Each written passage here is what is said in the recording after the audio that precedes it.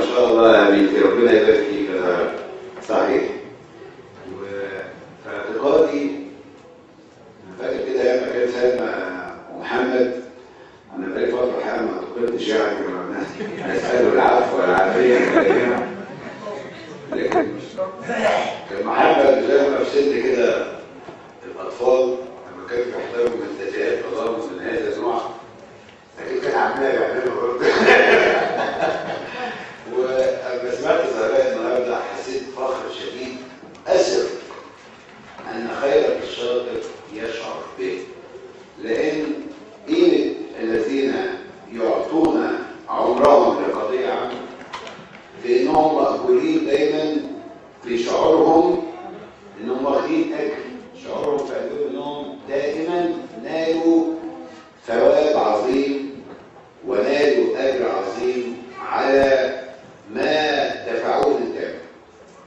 والحقيقه هو الثمن العادل في اعتقادنا ان ينفصل الحق ويذهب الباطل، لكن دي مساله تاخد وقت طويل في حياه بتبحث عن كرامه مستحقه ومفتقده.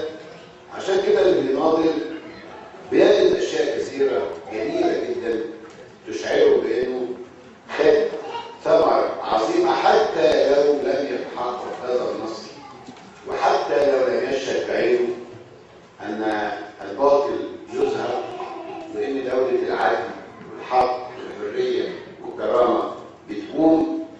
ومن دي اجمل ما يمكن ان يستشعره المرء حلاوه في قلبه ان ربنا يعطيه ابنه مؤمنه بابوها وبقضيته وبقيمته وفخر بيه وبتحبه كما شعرت وانا بسمع زهراء خيرة الشاطر. تحيه لها ولابناء وزوجات واسر كل المناضلين المعتقلين المغيرين